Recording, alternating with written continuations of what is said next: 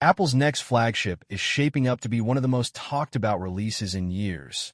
Not because it looks radically different, but because of what's happening underneath the surface.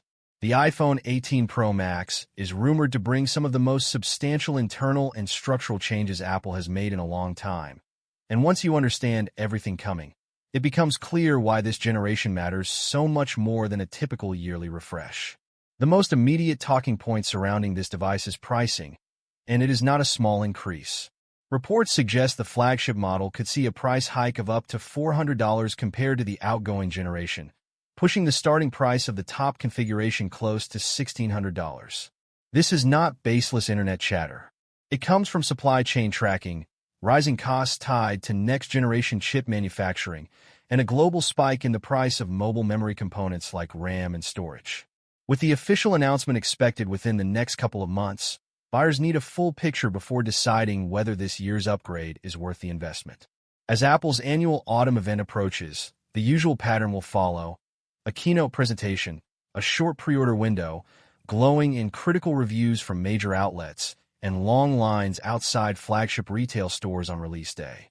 Based on aggregated leaks from component suppliers and manufacturing insiders, a fairly complete picture of the iPhone 18 Pro lineup has emerged well ahead of the launch. Starting with the physical design, anyone hoping for a dramatic new shape will likely be disappointed. Apple appears to be sticking with the same general footprint used in recent generations. The standard Pro model retains its 6.3-inch display, and the rear camera housing along with the overall frame profile will look nearly identical to last year's model. However, 3 specific exterior refinements are expected to change the day-to-day experience of using the phone. First, the dynamic island cutout at the top of the screen is expected to shrink. This is reportedly possible because Apple has found a way to move key Face ID components, specifically the flood illuminator, underneath the display glass itself.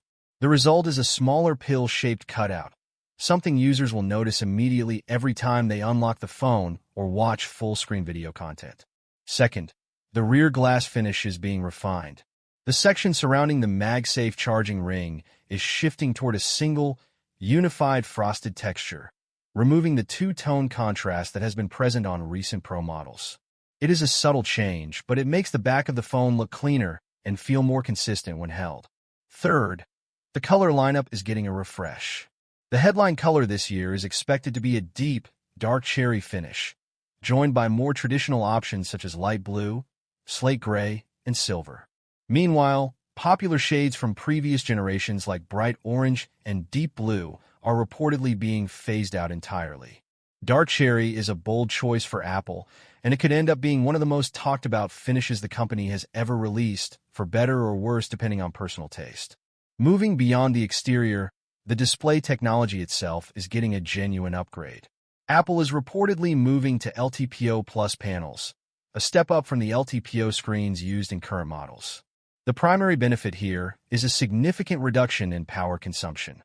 Daily tasks like running high refresh rates or keeping the always-on display active will use noticeably less battery, which means longer battery life without requiring a larger or heavier screen. Speaking of battery life, there is particularly good news for anyone considering the larger Pro Max model. The internal battery capacity on this model is expected to grow by nearly 10% compared to the previous generation. For a device that already sits near the top of the industry in battery endurance, an increase of this size could have a real, noticeable impact on daily use, potentially adding 1 to 2 extra hours of heavy usage per charge. This is not just an impressive number on a spec sheet.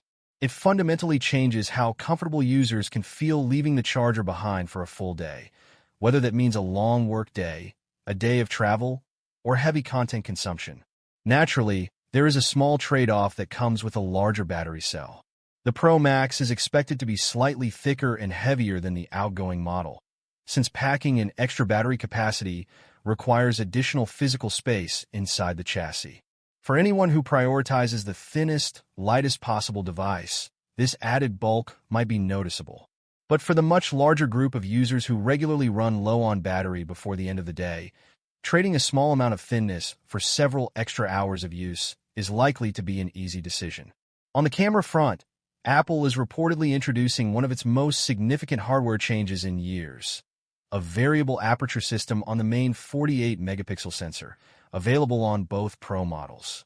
A variable aperture physically adjusts the size of the lens opening, which controls how much light reaches the image sensor and allows for more precise control over background blur and low light exposure. This kind of technology has long been standard in professional DSLR and mirrorless cameras, but bringing it to a smartphone is a much more difficult engineering challenge. Smartphone image sensors are dramatically smaller than full-frame camera sensors, which naturally limits how dramatic the optical background blur effect can actually look in practice. Because of these physical constraints, the hardware alone will not work miracles. The real difference will come down to how well Apple's computational photography software manages the mechanical lens behind the scenes. Apple's advantage in mobile photography has always come from image processing algorithms rather than raw specifications, so how intelligently the phone adjusts aperture settings automatically will determine whether this feature meaningfully improves night photography and portraits or ends up being little more than a marketing bullet point. This is one of the most important features to test thoroughly once retail units are actually available. Under the hood, performance is getting a substantial boost thanks to a new A20 Pro chip, reportedly built using TSMC's cutting-edge 2-nanometer manufacturing process.